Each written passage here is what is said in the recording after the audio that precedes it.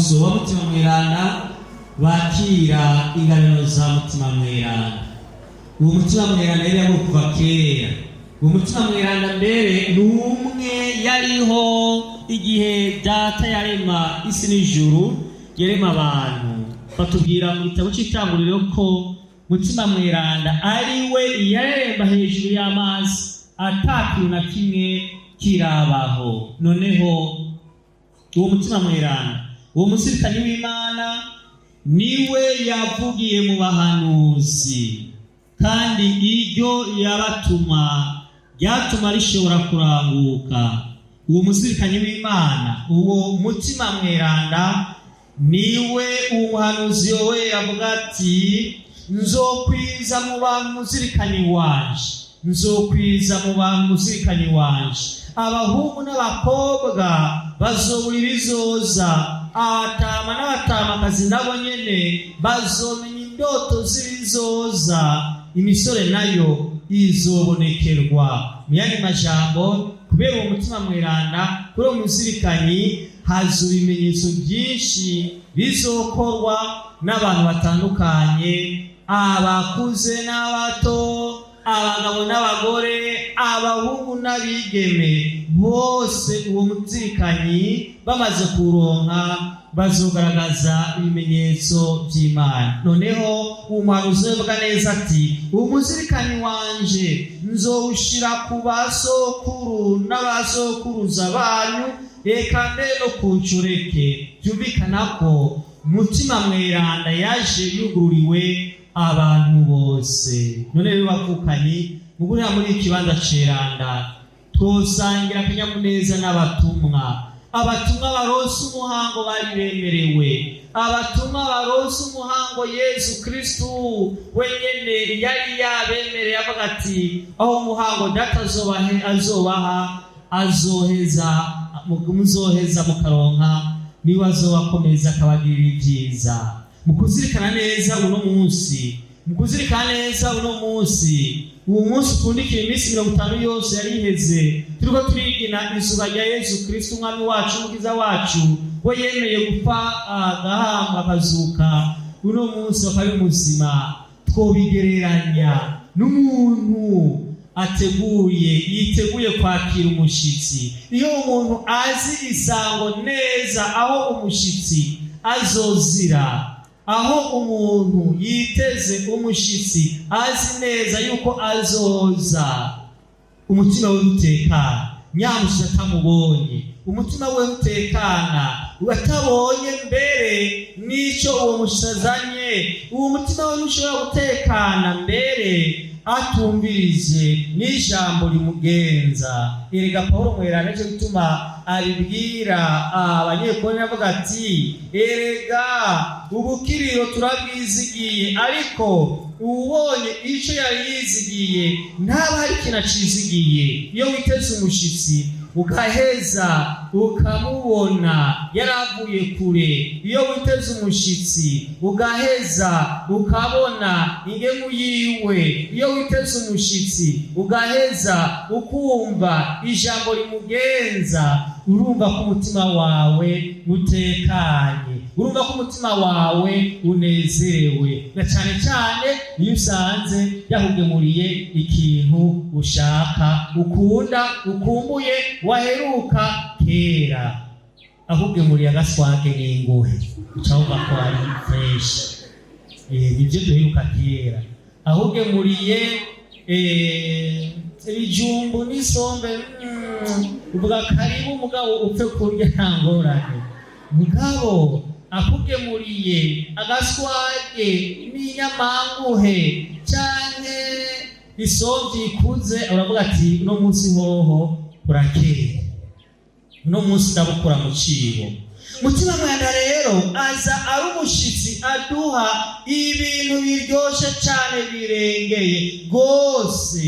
Ibyo dukeneye ni murabe namwe ingabire ndwi aduha, ingabirano ndwi aduha ubwenge butuma dushobora gutegera neza icyo Imana ishaka, ubwitonzi bushobora kudufasha ingene twoshobora kwitondera Imana, isi n'abantu. Imana ikaduha uwo mutima mwanda, akaduha ingabirano y'ugusenga ituma dushobora guha icyubahiro Imana. Tumaze iminsi ko turabizirikana muri iyi minsi 9 yose ingene tubwirijwe kubaha Imana tukayiha icyubahiro kuko ibikwiye ariko ibirengeye. Nimurabe umutima mweranda aduha umutima w'ubuhanuzi ngo dushobore guhanura bene wacu, ngo bashobore gutumbera inzira ibereye, bashobore kugirana wa mutima manuzi ngo umuntu abone iciza agikore, umuntu abone ikibi agihunge. Umuntu agira umutima wiwe ikengeri iza kumubwira ati wa muntu we, menya yuko utandukanye n'ibikoko. Nimwumvirize namwe ingene umutima mweranda aduha ingabirano y'ubukomezi, tugakomera, tugashobora gukora ibikorwa bishimishwa n'Imana, kandi bakora ibikorwa bishimishwa n'abantu. Nimurabe namwe mwitegereze ibikorwa umuntu akora.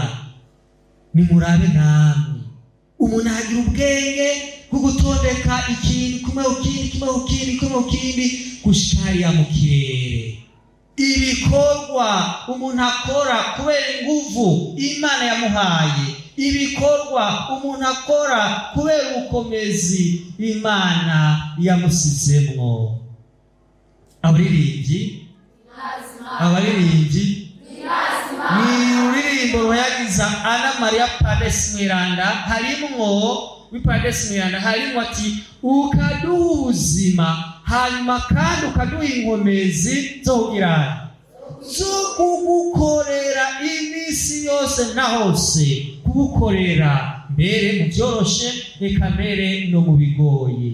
Nimwumve namwe Imana iduha ubuzima ikaduha ubukomezi bwo gushobora kuyikorera, gukorera Imana, gukorera bene wacu, bitumwe n'uwo muzirikanyi, uwo mushyitsi nyawe atuzaniye icyo giseke, icyo gisinze indwi. None rero bavukanye, mu guhereza ino mvukanyana ya misa tunezerwa kumwe n'abatumwa.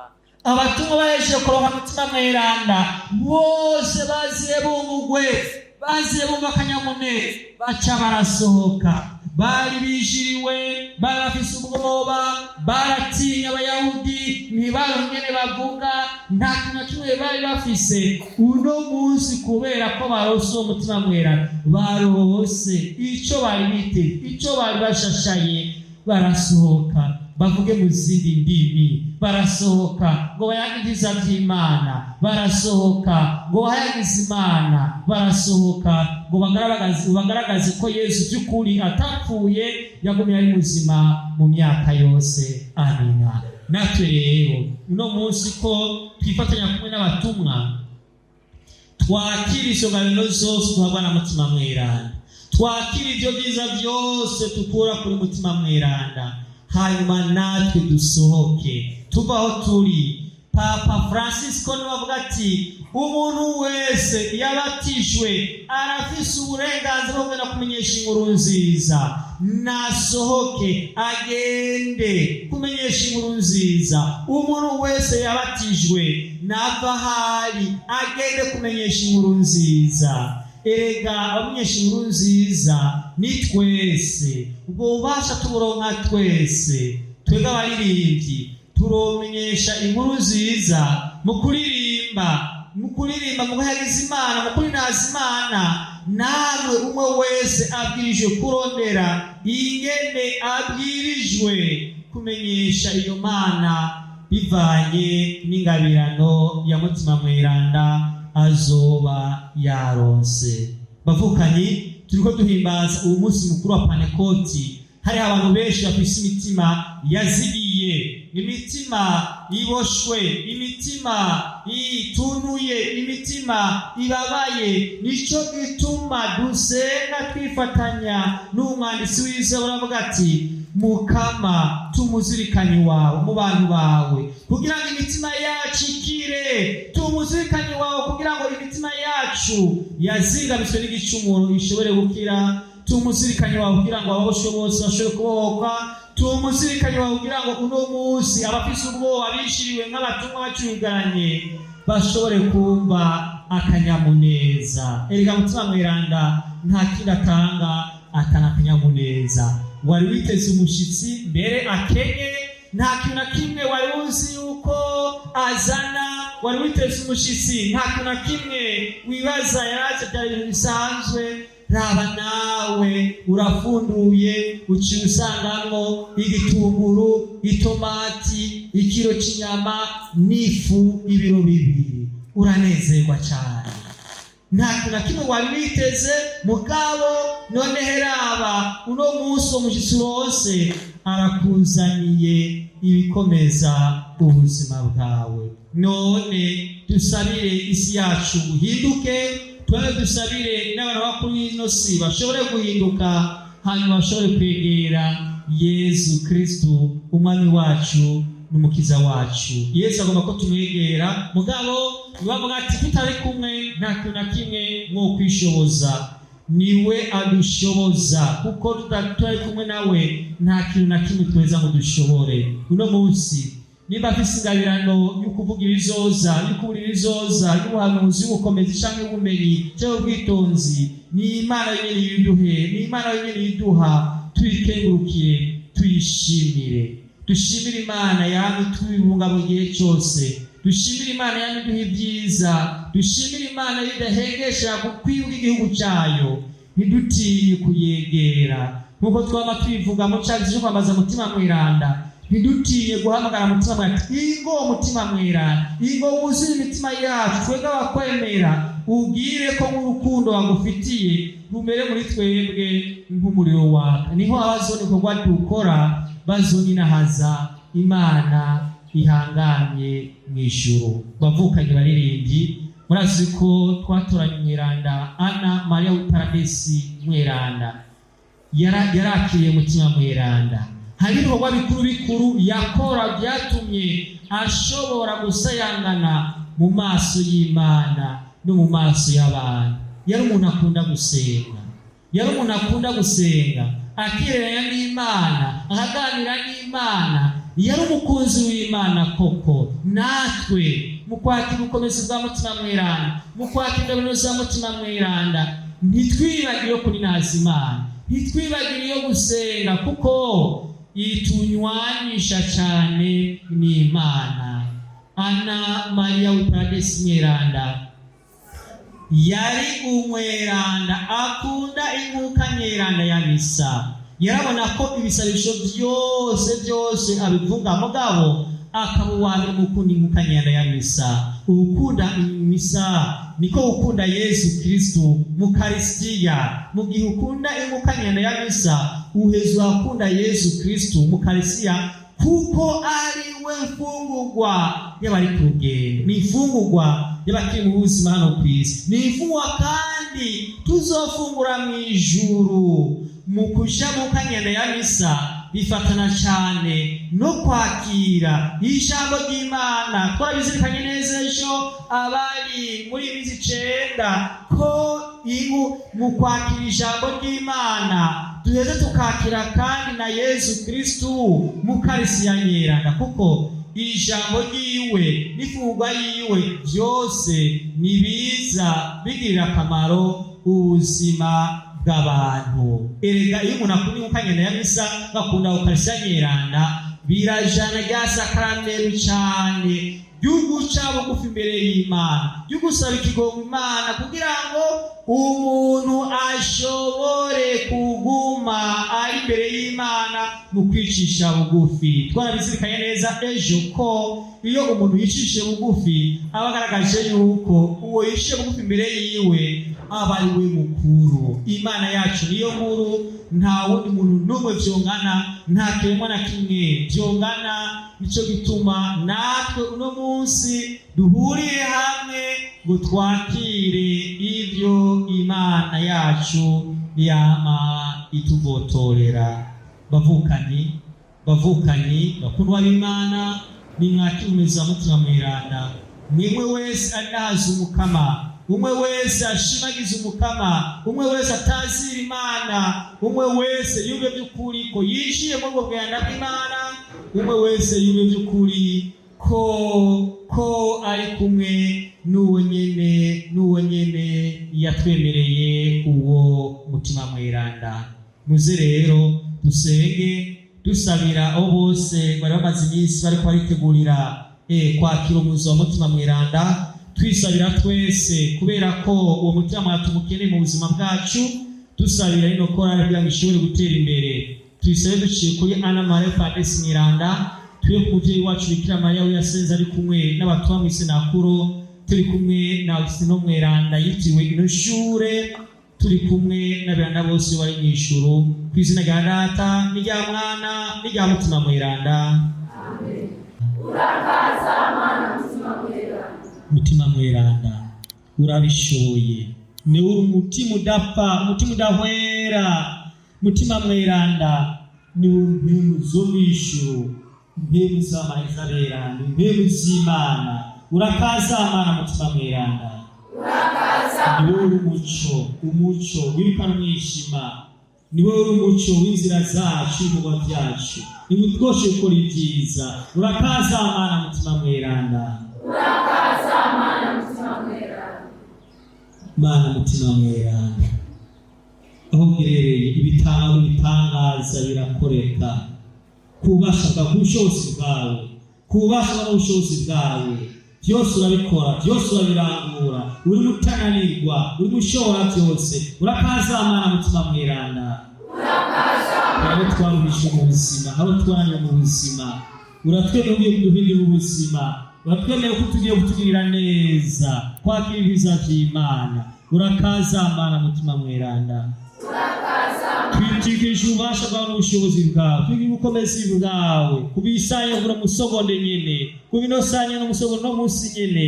Ububasha bwawe n'ubushobozi nitugezwe nawe, nituyoborwe nawe, nidukomezwe nawe, duse nawe, kandi by'ukuri dukora ibikorwa bibereye Imana. Mana mushobora byose kandi wamaho, wewe wama witwarika abana bawe. Tega amatwi eklezia yawe kwambaza ibitumwa n'urukundo rukomokako. Nuturose icyo tugusaba Mana yacu, turakwizigiye, tugusabije Yesu Kristo umukama wacu. Amen.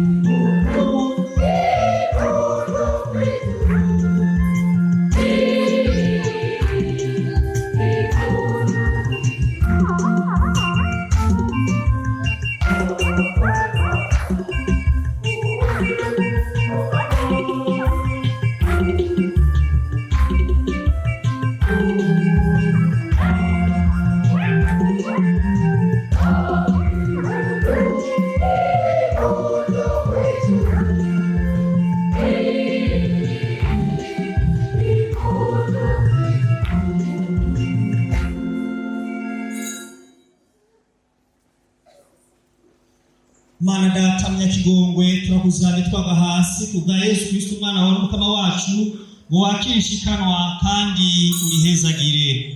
Turitangiye cyane cyane ecclesia yawe nyeranda yagenewe bose nuyiha amahoro uyizigame uyungira ubumwe uheze uyobore kwisi yose. Turitangiye umusazi wa papa wacu Francisco umwepiskopi wacu Batoni Giteretse hamwe n'abepiskopi bose bashiye kwemera kw'ecclesia yagenewe bose kandi yabatumwa. Muri gisabisho turaguhereje mu bw'imihariko iyikorare ababaririmbyi bitiriwe umweranda Ana Maria w'Iparadesi niwahe cyukuri ubuzima ubukomezi bw'umutima mweranda bawukorere nk'uko ninazamana yacu bizagira imiryango yabo yose ababo n'ibyabo byose bongera bizagira abakristo bose aho bari Kristo yose uno munsi bari koragana ingabano za mutima mweranda upigana abatumwa bari mu isenakuro urabigizaho bose barutuye kubasabira cyane cyane abari mu irohero mabwera atandukanye abari ku musego abakene n'aboro bose baruhishwe n'indosi n'abagiza mukama wose afise imitwaro yabo kubasha bwa mutima mweranda nubabere inyishu kubasha bwa mutima mweranda nubarusha umutima wabo wifuza twebwe abana bawe tumeze nk'abari mu isenakuro tuhizo ngabirano ndwi zose za mutima mweranda turazikeneye turazishaka. Aba bantu bose bari ngaha barangwa n'ukwemera n'urukundo baraguheresha iyibuka y'ugushemeza barayikwiherereje bayerereza ababo n'ibyabo byose bize ukiza imitima yabo no gutunganirwa baba ari wowe baturi ibyifuzo byabo wowe Mana y'amaho kandi y'ukuri. Kuri uwo munsi kuri umutaga murakanyamuneza turimwo dukunde tube kumwe na nyamushemezwa Maria yanyamubikira nyina w'umukama wacu Yesu Kristo tube kandi na Yosefu mweranda umukunzi wiwe hamwe n'abatumwa n'abamartiri bawe Petero na Paulo Andrea Yakobo Yohani Toma Yakobo Filipo Bartolomeo Matayo Simon Natade Lino Cleti Clementi Sixto Coronel Cipriano Laurent Crisogoni Yohani na Paulo Cosma Damiano Ana Maria Paradesi abana bose twitiranwa intego zose mu ijuru bishimye bisasho byabo tutabara gukingire muri byose kubwa Yesu Kristo nyene umukama wacu. Kuri uwo munsi urongora umunsi mukuru wa Pentecote turagusavye mukama wakishikanwa tuguhereje kandi uhereje n'umuryango wawe wose duha amahoro yawe muri iki gihe abantu benshi bugarijwe n'ubukene bakingire kwihebura bakwizera Imana yacu n'utanga utitangita wowe nyinshi ibibazo byose byo ngaha kwisi nudukire urubanza rw'igicibwa uruterete dushira umuhari w'abatumi bawe kubwa Yesu Kristo nyene umukama wacu. Tuberese mukamishikanwa urihezagire ryakubishimira ikintu rwose rikunyure guhimbara ko bikwiye maze ritubere umubiri n'amaraso y'umwana ukunda cyane Yesu Kristo umukama wacu.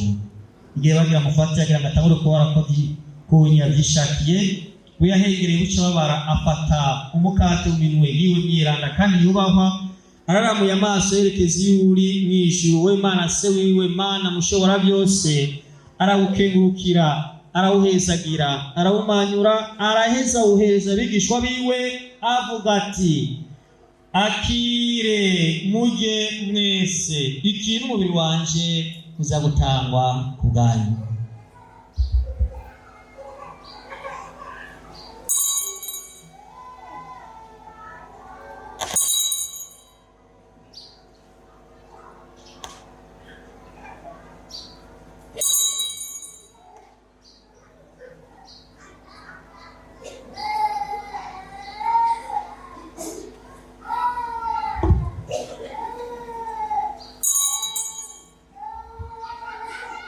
Bamaze gufungura asubira kwa kundi yakira muri myeranda ikarisi guhimbazwa yongera gukengurukira arayihezagira ayihereza abigishwa biwe avuga ati akire munywe mwese iyi ni ikarisi y'amaraso yanje amaraso y'isezerano rishasha kandi rizokwamaho aza gusesurwa no bwa benshi bagize ibicumuro ivyo murabigire munyibuka.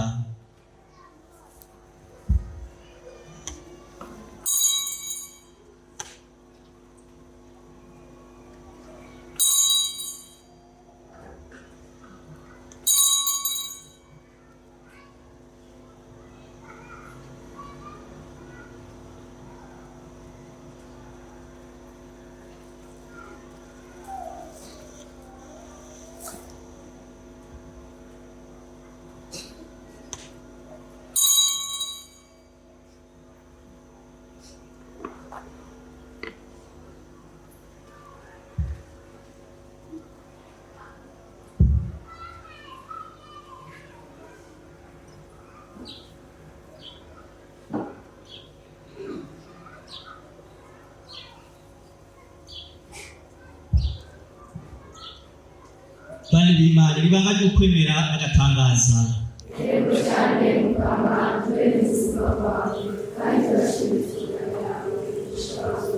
Iyo rero Mukama twebweho umuryango wawe Miranda turi kubabara twagukijije ko umwana wawe Yesu Kristo izuka ryo mu bapfuye n'iragiwe mu nazo mu ijuru, twaguhereza byo waduhaye wenyine n'inganje ntangere y'igitiro y'uka ntagatifu mwitagira gahozo umukate mutagatifu ubuzima bw'amahoro n'ikarisubukira imyaka yose.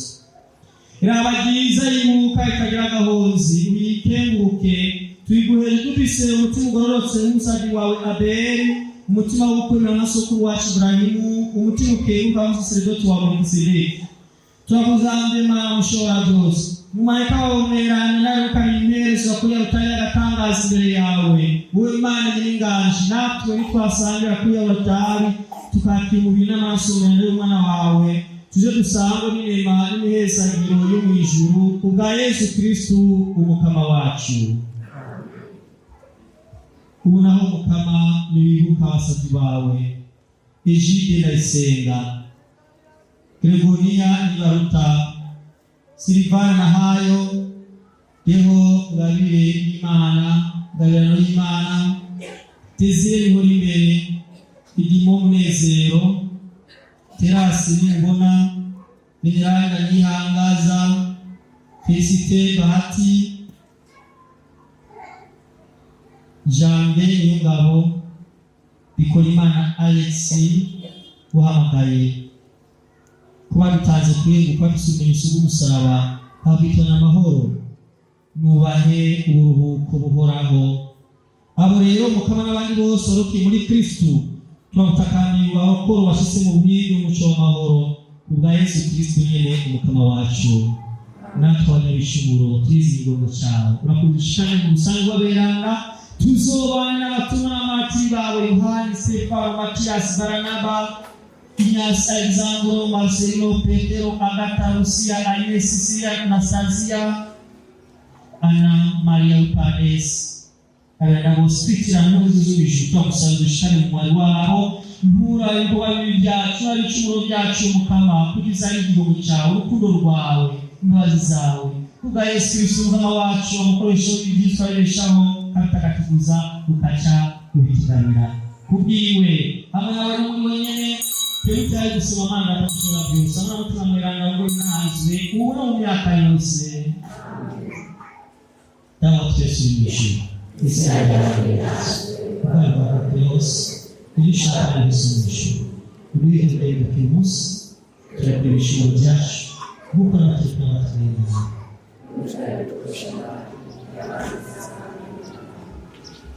Mukama twakuzabuza ariko utabaza no muri bisurimo matugirira impano y'icumuro twe gutekereza manzi turiyo bw'ijuru n'ibikari umucunguzi wacu Yesu Kristo.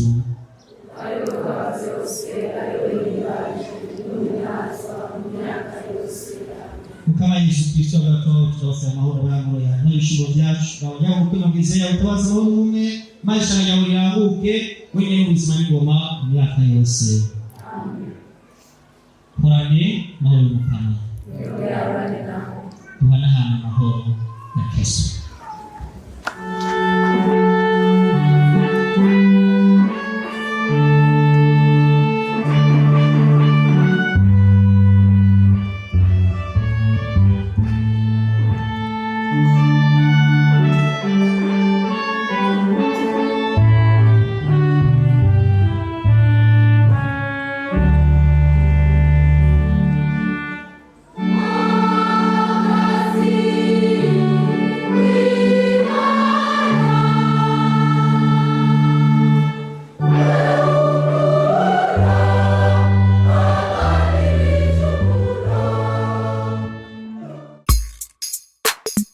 Ubuzima bwanjye nabuguhaye bwanjye, umugenzo ushaka